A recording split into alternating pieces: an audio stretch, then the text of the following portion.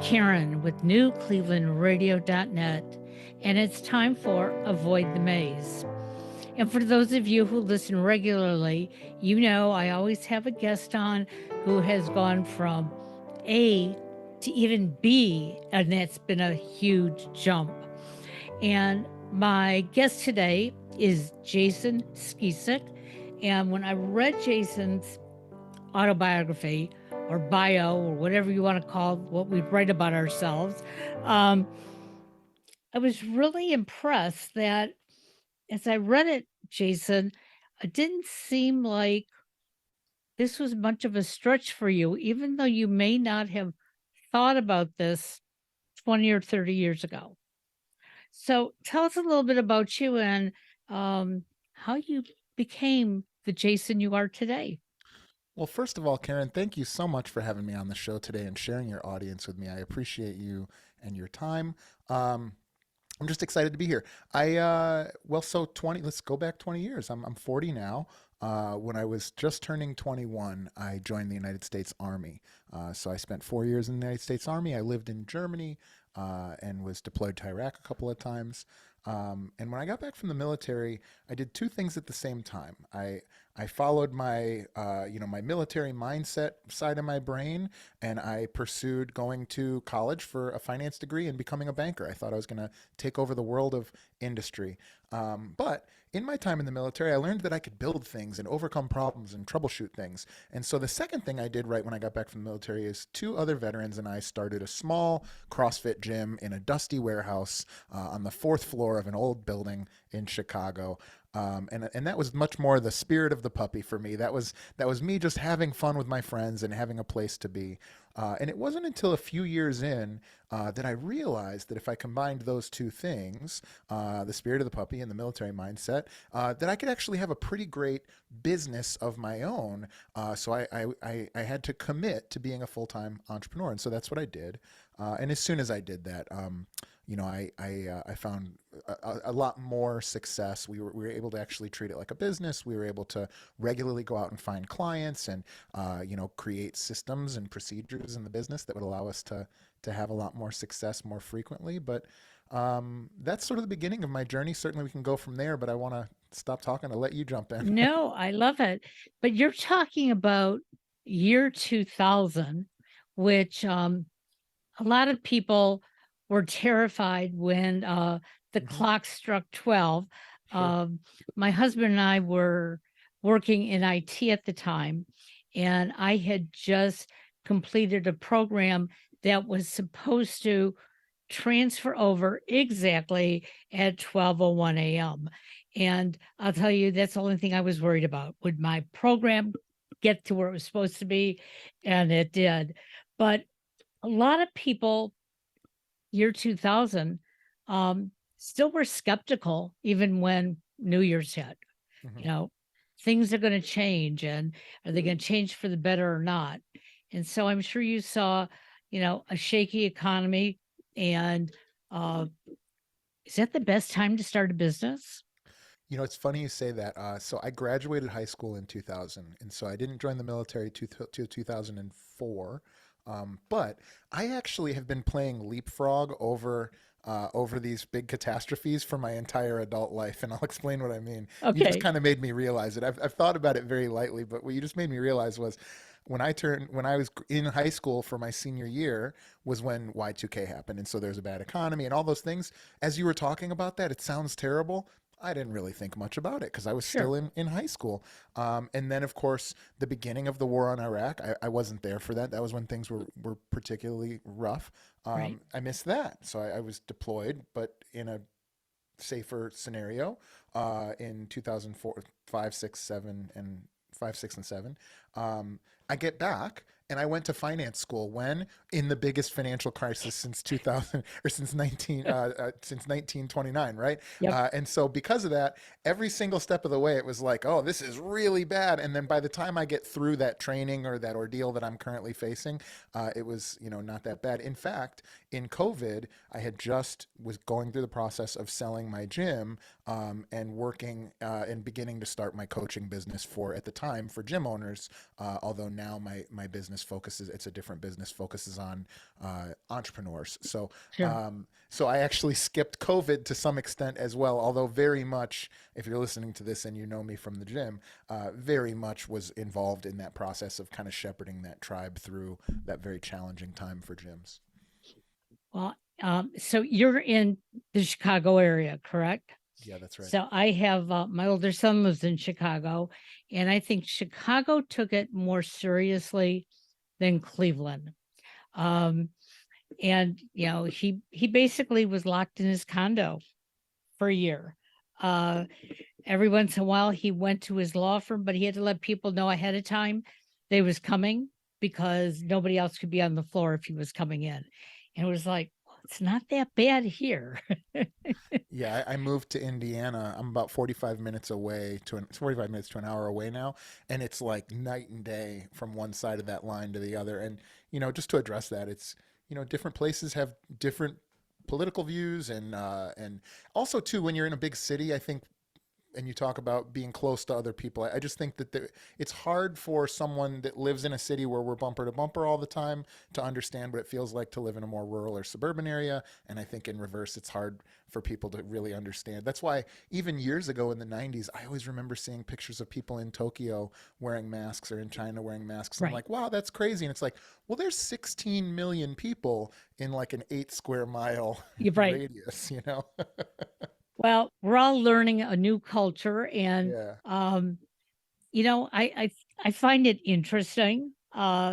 Sometimes a little nerve wracking because it's like, hey, I want to go back to the 50s and 60s where I grew up. But then when I actually look at the history back there, it's like, was it any safer than it was today? Probably not. But Yeah. we didn't know about it because we didn't have the internet and things like that. So you identify yourself as an entrepreneurial evangelist. Explain that.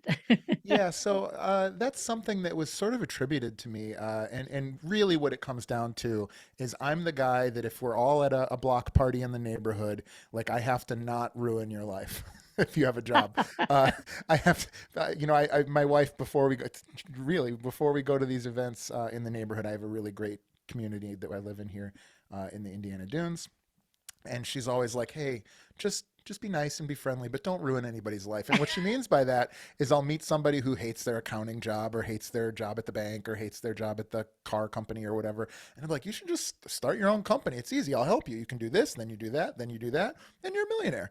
And like by the time I get to the end of that, they're like, yeah, I really should. And so I'm very evangelical about the things that I find that have helped my life. And so if you've ever read the book Tipping Point by Malcolm Gladwell, he talks about mavens, he talks about connectors, and I think there's one other one. I'm a textbook maven. When I get something new that has helped my life, not even from like a business perspective, just simply I've got to tell you about it. I've got to tell you how great it is and all the little features. And I've probably sold 20 Apple watches that I never saw any money for, or a pair of shoes or whatever it might be. Well, and I think that is a very important um personality trait that you have. I think so many people hold back. Well, if I start talking about that Apple Watch, oh my God, everybody's going to think, that I just throw my money around and, just buy whatever the latest is. Or I've just read this book and, oh, you've got to read it because I think it's great.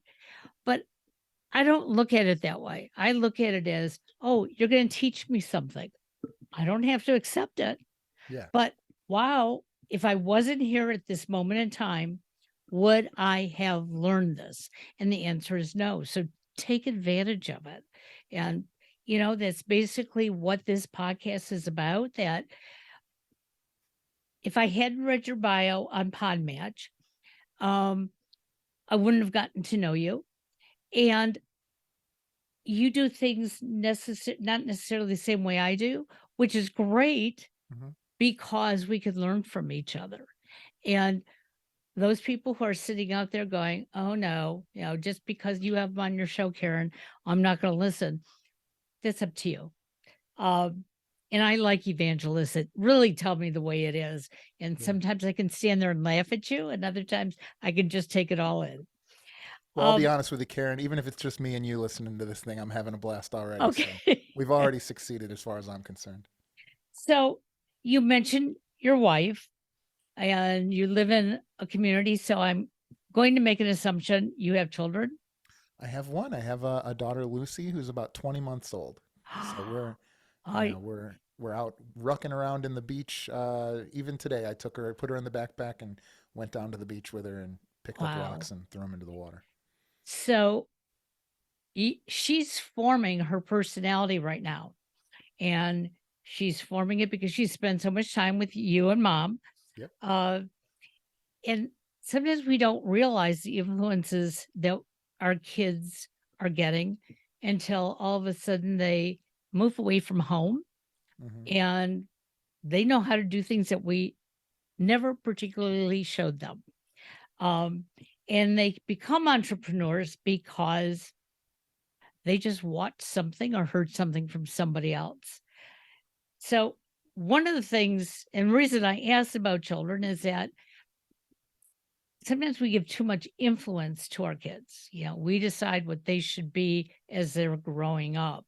Mm. So, as this evangelist, is that something you're going to do with your baby as she's growing up and let her know?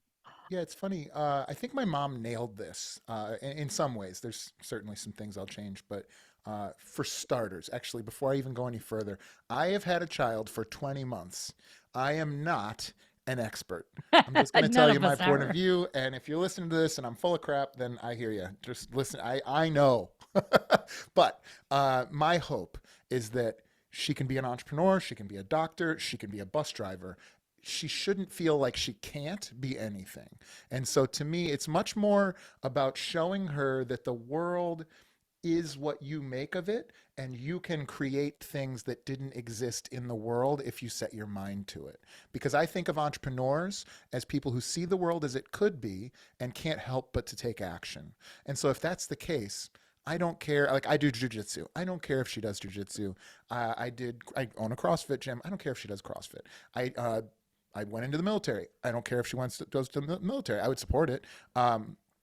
And if she chooses not to be an entrepreneur, then that's fine. I will say that if she ever comes up to me and says, "Dad, I don't think I want to go to college," I'm gonna smile. But other than that, yeah, I think. Oh, the way what I led in with was my mother, though. My mother did a very good job of exposing me to so many things. The only thing she didn't was I never really learned an instrument or anything like that. But I was in art classes, I was in photography classes, I was in, and we weren't well off or anything. We were just normal, parks and department stuff. But she was running me around from everything from dance lessons to I was in a play. I was in multiple plays when I was very young. And so the one thing she always said was, she's like, I don't care what you do, but you're going to do something. And so every part of every year that I can remember as a kid, I was either in football or baseball or snowboarding or skateboarding or I was in classes for this or classes for that.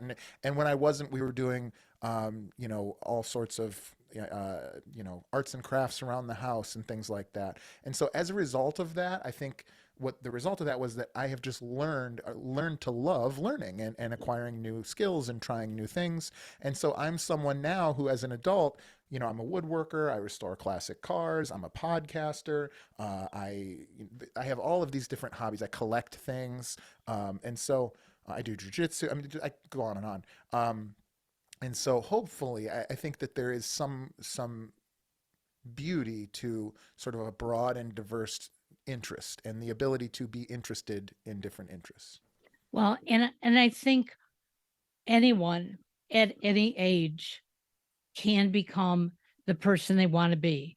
And that person does it's your value is not in the paycheck, although we all need some sort of paycheck to put a roof over our head and food on our table. I've been going over this with my son who uh, got a great job down in the Dallas Fort Worth area. He moved 4 months ago and he had everything planned out. and things are going better than he thought. However, money right now is tight. And I said, experience it. Yeah. You need to experience it. So as you grow, you know how far your money actually stretches. I said, when you first left the house, you thought, okay, well, I'm going to get my condo and I'm going to get my car. And you had all these lofty ideas, but you're not quite in that bracket yet. And that means that it's going to take time. And he sort of got his late start getting into the arena. He's 32 years old, and he keeps saying to me, Mom, everybody else is about 5 years younger than me, and they're going to have more than me when they get to be my age. And I said, who's counting? Who is counting? Are you doing what you love to do? And you can just hear it in his voice. I couldn't be happier anywhere else. But I don't like Texas. Okay. But you love what you're doing. And so it's not hard to go to work. And you can use your brain and you can, you know, sit there and come up with ideas.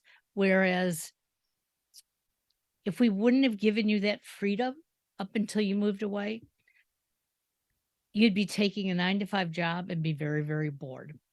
And I know the feeling because I did that for a long time in my life. Mm. But when you started this CrossFit, okay, so you came out of the Army, you probably felt really fit, probably were, although it sounds like maybe you had a desk job. Well, I was doing both. I in the military fell in love with fitness Oh, and things like that, but I hadn't found CrossFit yet. I was just going to the gym every day with my two veteran buddies, and when we went, we were rock climbing as well. I was doing a lot of cycling, rock climbing, and CrossFit. And at the time, I remember coming. We were going rock climbing outdoors and camping quite a bit. And I was coming home from a trip, and my friend who I was in the service with called me, and he's like, "Hey, man, the CrossFit gym's $250 a month or whatever it was at the time, which is astounding in 2010 or 2009. And I was like, well, he was like, you want to just start one? And I was like, sure, let's just start one. And so we did. Like, it was one of those stories of where you know, if you knew now what you knew then, or if you knew then what you know now, you never would have done it. But we did it, and we were able to overcome it. And so we actually opened a rock climbing wall, and we built a rock climbing wall and opened it in a CrossFit gym in a big space. But more importantly, I felt like I could. And the reason I felt like I could was because I had been through struggle incrementally since I was a child. First in a controlled setting, whether it was just normal kid stuff, and then it was my dad and my mom taking me to sports and learning how to, you know, you get hit by a person in football and you get right up and you dust yourself off and you realize that you're not going to fall apart. And then when I go to the military, it's, hey, we need to drill a hole in this piece of cement and we're in Iraq, which means if the drill bit breaks, there's no Home Depot to go get another one. And so you have to figure out how to get through it. So here I am chiseling or holding a jackhammer sideways inside of a manhole, which I really did. And so it's one of those things where we learned together. These people that I'm talking about were with me there, learned that we could overcome almost anything conceivable in like all sorts of different environments because we had to. This was a job that was very, very hard. We didn't get to pick what the mission was and we didn't get to pick who we worked with and we couldn't quit. And so because of all of those things combined, when I got back and somebody asked me if I wanted to open a CrossFit gym, I was like, yeah, I can do that. That's easy. And so I've sort of just carried that. It certainly was wrong, by the way.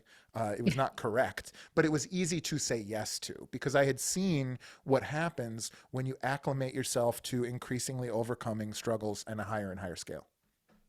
well, and the reason we call this podcast Avoid the Maze, um, for a good portion of my life, I kept finding that I was in that maze and I'd hit a wall. And instead of taking a step back and saying, how do I get around this? I would panic and kept waiting for somebody to rescue me. And typically it didn't happen. I had to find my way and I would, and I'd be fine for a while and then again slam up against it. Um, but I didn't realize how resilient I was um, until I met my current husband, and that was about 41 years ago. Wow. Um, and he noticed something in me that nobody had ever said, and that was, well, you can do this. Oh, you can do that. I can show you, then you definitely will know how to do that. And I look at him like, what are you talking about? Um, and he never has allowed me to say I can't do something. Mm. And the real big trick was, it was about the mid-80s, and he went to work for a very small company at the time by the name of Microsoft. Um, and it was tiny when he went to work for them. And they needed alpha testers, and he said, "You can do this." I couldn't even type. So you're telling me this box that you brought home, I'm supposed to, like, get into the software and play with it? He said, "You can do it. Can you follow instructions?" I said, "Yes." And that's when it really hit me. I can do this. And if I do it wrong, well, then I'm going to figure out how I did it wrong. So now I can do it right. Mm. Um, and it doesn't mean that I'm always perfect. And I'm sure you felt that probably the same way when you opened up your CrossFit. You know, I know what CrossFit is. I know I want to do it. I think I can do it. And I'm probably going to make some mistakes along the way, but what am I going to learn from them? Mm. So, what do you tell clients that you coach that come in with this, you know, Jason, I really want to do this, but I don't know how? Mm. You know, that's a great question because what I would say is usually the people that I end up working with are entrepreneurs, which means that they're in that group of people who already has overcome that the hardest thing, which is the first step. And so they've taken the first step. Maybe they've even had some success. Really, the people that I work with the most are the people like what you're talking about. They're like me previously, where they have broken through brick walls. They encounter a wall, they push harder. They've learned how to wear all the different hats in the business. So they've learned how to be okay at marketing, okay at sales, okay at this, okay at that, all in service of this vision of how they want to see the world, right? But the problem is we're individuals, and so usually when someone comes to me for help, it's because they've hit a ceiling, and that ceiling is them. They are only capable of so much. Now, listen.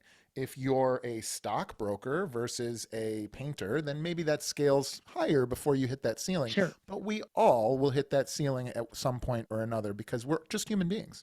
And so, what I try to do is I help them to take a step back. First, we clear up some time. I immediately work on helping them have a little bit more free time because usually they're overwhelmed. And then we start to talk about, okay, well, what makes you special? What makes you great at what you do? So much so that you don't see a way to reproducing yourself or scaling yourself within the business to a team. And there's a multi-step process to that, but it's actually it like you said, it's following steps. And so the first step is, well, what are your goals? And then it's what is the mission of this company? And then what are the values that are in your core that really make you you? And then from there we can start to identify the people that we can start to bring in that can maybe not replace you, but maybe they can replace parts of you, right? Maybe you bring somebody in who understands social media. Maybe you bring somebody in who understands how fulfillment, like a coach, if you're a gym or a whatever. Maybe you bring in somebody that's great with finances, or maybe better at crossing the T's and dotting the I's. You need some administrative help, right?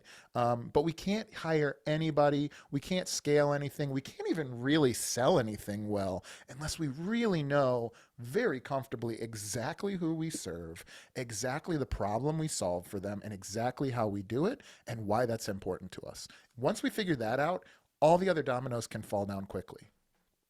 And I must say that most people have that drive, but they're so afraid to use it. Uh, I grew up in a family where my father um, had so much drive and dreams in him. And I'm not going to say my mother cut him down, but my mother needed him to go out and work and bring home a paycheck. And so she would support him, but only to a point where he would have to give it up. Mm-hmm. And I'm not going to say necessarily he had to give it up, but he would give it up or he would really scale down. Mm-hmm. Um, but I learned so much from him that the things that he really wanted to try, he did go out there and try. Mm-hmm. And one example, which most people will laugh at, is my dad was watching And this is back in probably the early 60s. And that's when we only got like 3 or 4 TV stations. It was a Saturday afternoon, and he was watching something about raising chinchillas. Hmm. And he decided after he watched it, he called my 2 brothers and my mother and I into our den, and he said, okay, I'm going to go out on Monday after work, and I'm going to see how many white rabbits I can buy, how to mate them, and be able to sell them for their fur. Now, we didn't live in the country, we lived in the city. And the next day he went out and converted our garage, and he made cages for these bunnies that we didn't even have. Yeah. But the following weekend, he came home with 1 male and 6 females. And very quickly, all the females were pregnant, and all of a sudden there were bunnies. And we all had to learn how to take care of these rabbits so that their fur would grow properly, and that my father learned how to shave them. Wow. None of us had that experience. And so that was my first step to understand. If you have a dream, follow it. The only reason he gave it up, we moved from the Detroit area to Minnesota, and taking those rabbits across the state line back then was illegal. So we had to give it all up. But I think we all have that dream to want to do something. And maybe we haven't hit a ceiling, but we just want something different. Maybe your parents convinced you when you went to college that you should be a lawyer, and you become a lawyer and realize, well, yeah, I can do this, but I don't really want to do it. I have that client right now, by the way. That I can exact believe it. client. Yep. Yeah. And Yeah. so family sort of looks at you like you're going to give up your law degree to go raise rabbits or go cycling or whatever it is. Yeah. But I know when I made the change for myself, it was so liberating. And I knew that my income was dropping. And did I wanted to? No. But I wanted to feel good when I woke up in the morning.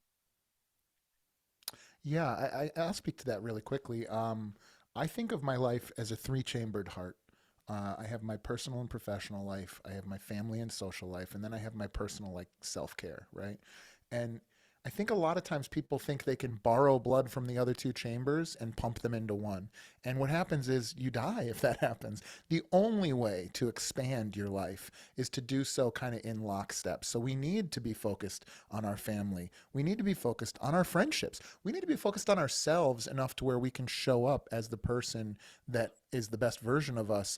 And then our entrepreneurial or even our employment life can get so much better so much more quickly. But if you can only for a very short period of time manage to borrow from the other two in order to inflate one. And when that happens, whether usually it's in work, right, somebody will knuckle down on work, and then I can't tell you how many I can't tell you how many very wealthy people I know who are not happy in their marriages. They don't have good friendships. Their children don't like them. If you're listening to this, by the way, and this sounds like you, I really am sorry. Which is why it's so important that we start with those things that are non-negotiable, and then we grow and expand over time. I think it's you can't cut corners forever, you know.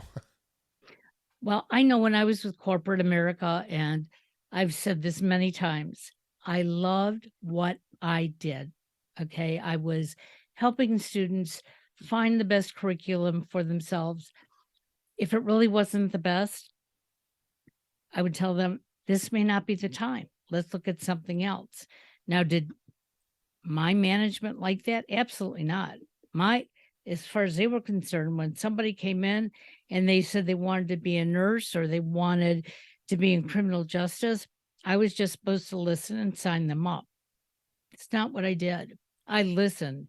And if you told me you wanted to be a nurse, but you don't like touching people and you're afraid of blood, it's not the occupation for you.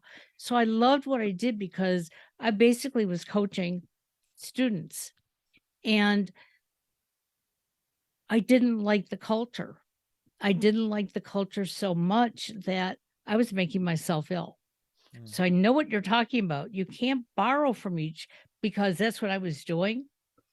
And the day that I came home and said that I was going to quit, my husband looked at me and he said, "You're that unhappy?" Because I had masked it with him. Mm. And on that day, I said, "I'm going to tell you this right now. I love you, but I do not like you." And I said that to my son. And I said, "And the reason why I don't like you, I don't like me." Mm. And they both looked at me and said, "Quit now." And I was so grateful for it. Now, it wasn't easy for the first couple months because it was like, I have this vision, but I didn't know exactly where to put it. Yeah. And then somebody contacted me and said, um, you used to podcast for the college. Why aren't you doing it for yourself? And my first reaction was, "Oh, I can't afford that."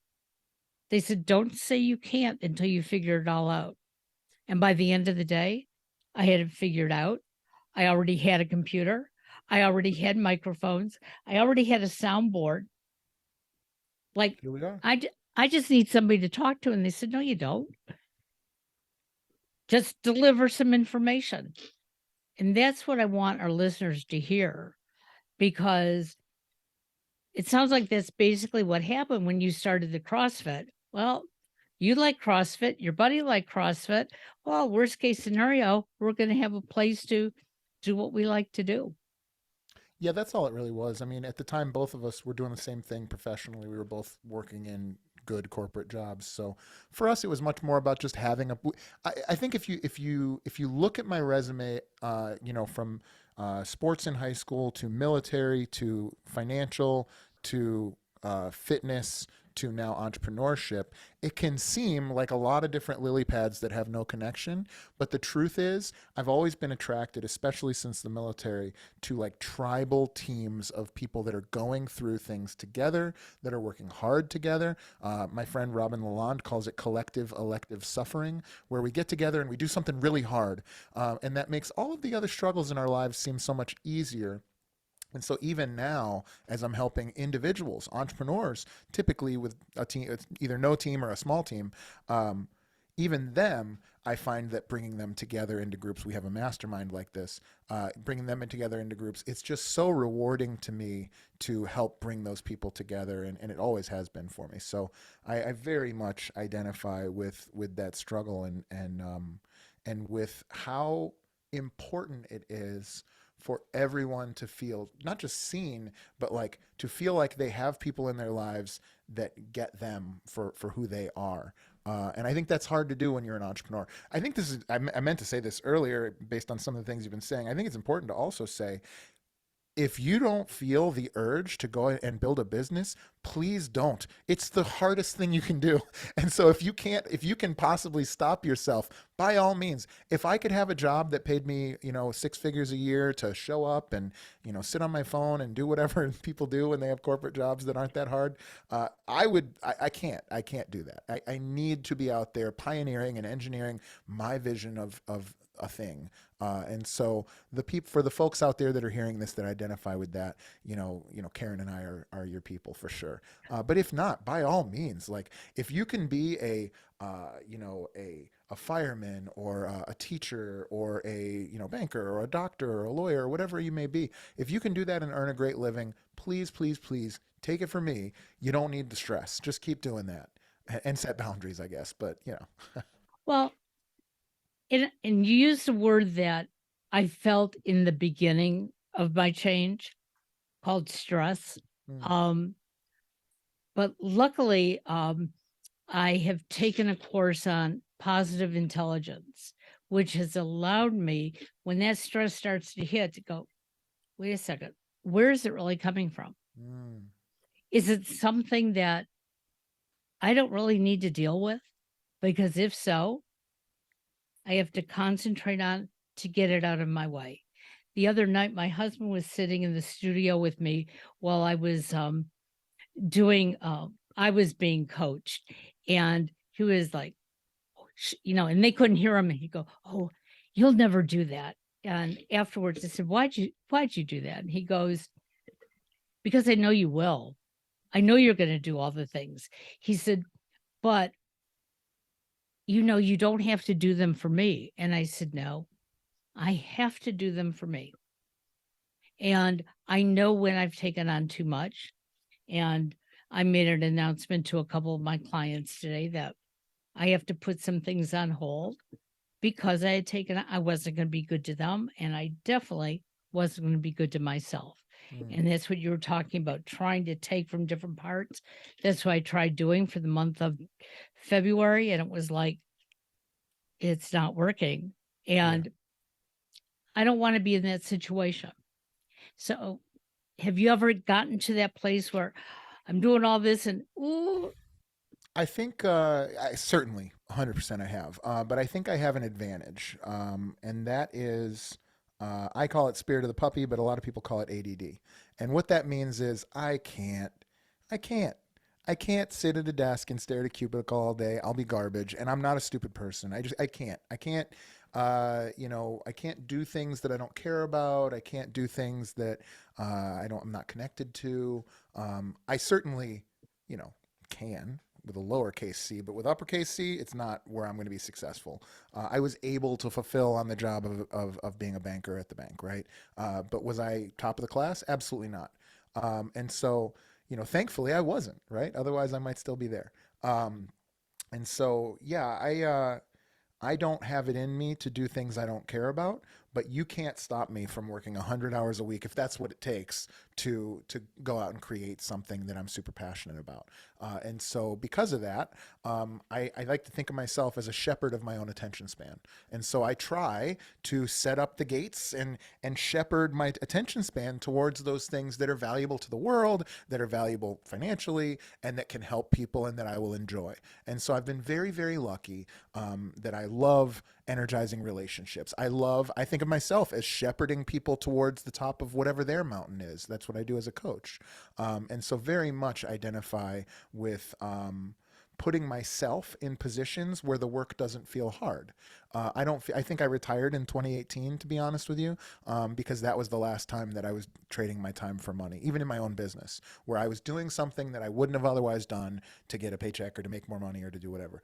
Right now, or to whatever extent that we're doing well here, it's as a result of me playing. It's as a result of me doing the things that I love to love do. to do. Yeah, I mean, how many times are you on a call with a client? I guarantee you, Karen, you have this too. You're on a call with a client and it's like, I should protect my time. You're like, but I'm having a good time. I'm having a great time. I'm Yep. talking to you. I'm talking to you. I could talk to you for 2 hours, Karen, and I'll get off of this call buzzing. I've never gotten off of a phone call with an entrepreneur with less energy than I got on. It's just never happened. I mean, there's certainly been jerks, but when I say that, I mean like it's never felt like work to me. Um, Exactly. and the more of it I do, the more of it I want to do. And so let's rock. Let's go. Like I'll keep doing it. Well, and I'm so glad that you brought up the ADD because I don't know if you've seen the new employment regulations, but you now have to identify if you're on the autism spectrum, have ADHD or ADD, which I think is horrible because I think so many of us do. And many of us are probably undiagnosed. Well, my Um, generation, sorry, I didn't mean to cut you off. My generation was hyper over yes, diagnosed, right? So it's like 60% of my peers have ADD and were on medicine at some exactly. point. Yeah. And my youngest son, um, at age 6, now he was this normal child up until age 6, and somebody gave him the label of autism, and everything changed because doctor said, "Oh, if he's autistic, we got to do this." Teacher said it. Um, he's the one who's down in Dallas, has this wonderful job, went there to do one major thing, and within a week, they said, "Oh, you know how to do that? Oh, you can do this." and he's just excelling. Like I said, he loves the job, he loves the people he's with, hates the city, but he said, you know what? You can't love everything in life. And Yeah. that's the truth. You can't.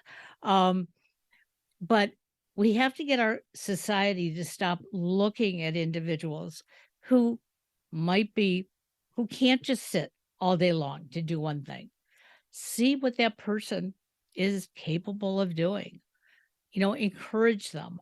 Obviously, you encouraged yourself because you understood it. Um, and my son is the same way. As soon as he got away from school, as soon as he got out of college, and nobody, had to know that he was on the spectrum, um, people always said, how can you be doing all this work? He said, because if I like it, I can do it. So I think you said it well that um, if you love what you're already doing, if you're a teacher, if you're a clerk in a store, doesn't make any difference. If you love what you're doing, keep doing it. If you love But what you're doing, nobody has to tell you that. I think that it, that's the yeah, thing. It's like, I mean, to that point though earlier, I was removed from regular school in first grade, and put into a behavior disorder school for 6 years, where they could. I mean, we had smoke breaks in the '90s, I can and believe so it. yeah, and so there's 40 kids in 4 classrooms from K through 12, and I was in first grade, and so I was in there with people that were in gangs and had been in violent situations, and all I was just tough in class to deal with, right?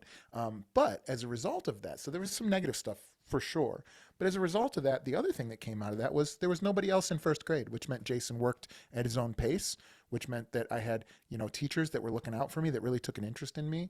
It meant that I read, dozens and dozens of books that were like this thick because I got into it and they found a way where I would go through my work. I'd be done in 3 hours for the day and I would spend my time reading the rest of the day. And so because I had this opportunity to sort of pursue my own interests as long as I was, learning and growing, I attribute that a lot to who I've become as a person, as an adult, because even then going to college, like I would fall asleep in college right after school. Before I went into the military, I would go to school classes in college. I'd just fall asleep. I'd sleep through a 1 p.m. class. I just was not capable of being there. The military, of course, took that right out of me. So the second time I went to school, I was a straight A student. But yeah, so I very much identify with what you're talking about personally. And when some of us go to college, we're really not ready for it.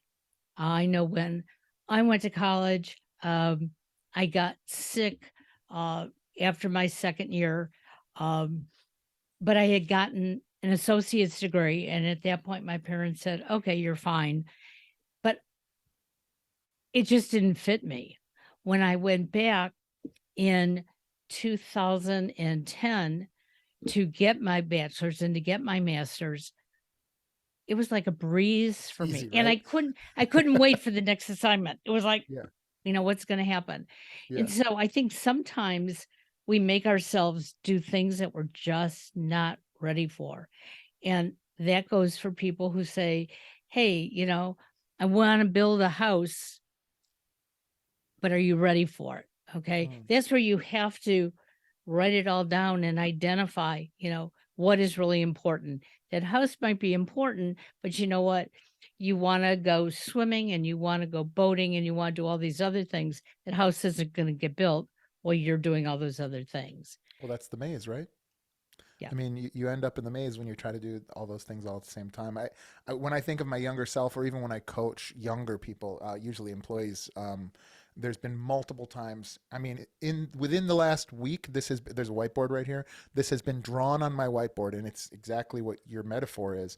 Is I'll draw a maze or like a spiral, and I'll be like, sometimes you get stuck in this thing when really all you have to do is go right around it. And so, to your point, I remember being young and thinking that there were all these different things, and I had to focus on all these different things. And ultimately, when I look back on the things that I actually succeeded in, it was actually very simple. And so, a lot of times, what I'll do when I talk to somebody is like, hey, just for a second, we're going to get through this. So, just for a second, think about what the person in the future would tell you. What would he tell you, or she?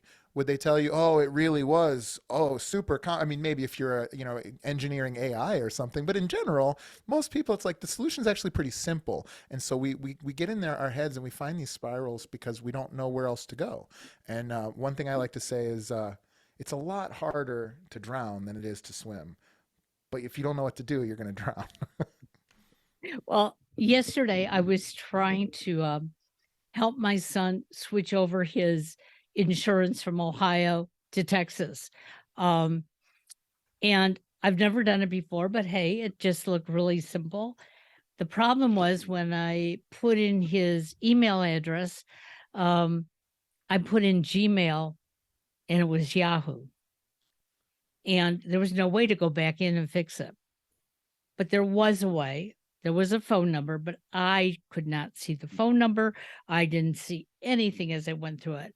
And I finally just turned to my husband and I said, okay, I can spiral through this and lose my mind, or you can either help me find it or you can do it. And I'm not good at relinquishing anything that I'm doing. It was the best thing for me yesterday. I walked around feeling, okay, I made a mistake. I accepted I made the mistake. I accepted that my brain was not where it needed to be to resolve it and go for it. And in 10 minutes, everything was fine. But if I would have done it, I wouldn't have any hair on my head, because no matter how much training you have, no matter how positive you are, you can still spiral out if you don't stop it. And we're human. Yes, we are. That's true. So, what famous words do you have for us before I have you tell people how they can find you? What famous words? Well, there's three types of work. This was told to me by a mentor years ago, and I very much try to live by it. There's three types of work. There's work that you cannot do well. Don't do it. Just find a way to not do it. Don't be a baker if you hate measuring things and cleaning up after yourself. Two, there's work that you can do, and at the end of the day, it drains you. It takes a toll on you. It spends your life doing it. And you should minimize how much of that you do. And then there's work that you can do that it seems like no matter how much of it you do, you're recharged and energized. Do that as much as you possibly can. And if you're not in a situation where you can only do that, what you can do, so this will be like part B of that, is imagine the mountaintop that you one day want to sit on. I want to sit on this mountaintop. I want to make this much dollars a year. I want to have this much time with my family. I want to take this many vacations. I want to wake up at this time. I want to look like this in the mirror. I want to be able to go to these places and do these things and drive this car. Everything. When do you wake up? When do you go to sleep? How many children do you have? Are you married? Are you not married? Whatever it is. All of those things, the more clearly you know what that mountaintop looks like, the much more easier it is to only take steps in that direction. And that is essentially what I help people to do, is by guiding them to take steps in that direction. And when they decide to, take a shortcut and step in a different direction, I just remind them and put them right back on the path. But you can do this for yourself. And I think that if you can do those two things, you will be a happy person. And if you find that you're not, it's because you actually have misunderstood those things. Well, there are a lot of coaches around. And one of the things that I do for our listeners, I'm a coach advocate. And what that means is, no, I'm not going to coach you, but I'm going to guide you to the coaches that have been on this program. If they're not the right ones for you, well, you know what? They know somebody else who might be. That's one thing I love about coaching, is that not, at least in the last year, and I counted it up the other day, 226 different coaches have been on Avoid the Maze. And you all are similar but different. And I think that's what's important. And you all know that. And you're not going to take on a client who doesn't mesh with you and you don't mesh with them, because it does nobody any good. Jason, you've been a delight. This has Oh, thank you, been Karen. absolutely wonderful. Um, continued best wishes. Enjoy that little baby of yours. I'm sure you're doing that. Oh yeah. And we'll have you back on, and maybe we'll have you back on with one of your clients who wants to talk about how they got to the mountain. Oh, that'd be lovely. Well, again, thank you so much, Karen. And if you're still listening to this, it's because you love Avoid the Maze. So before anything else, be sure to go over, like, and subscribe for Karen. She's doing a great job and putting her heart and soul into this, and you can tell. And if you have any energy left after that, then you can find me and all of my stuff at www.spearandclover.com. If you think that you might be a good fit to work with us, I typically help small entrepreneurs that work online go from 6 figures a year to 6 figures a month. So if that sounds attractive to you, just reach out to me and we can talk about if I can get you there. It's wonderful. And all that information will be in the show notes. So there's no excuse to say you didn't know how to get through to Jason. Love it. Have a great day, Jason. You too, Bye-bye Karen. now. Thanks again. Thank you.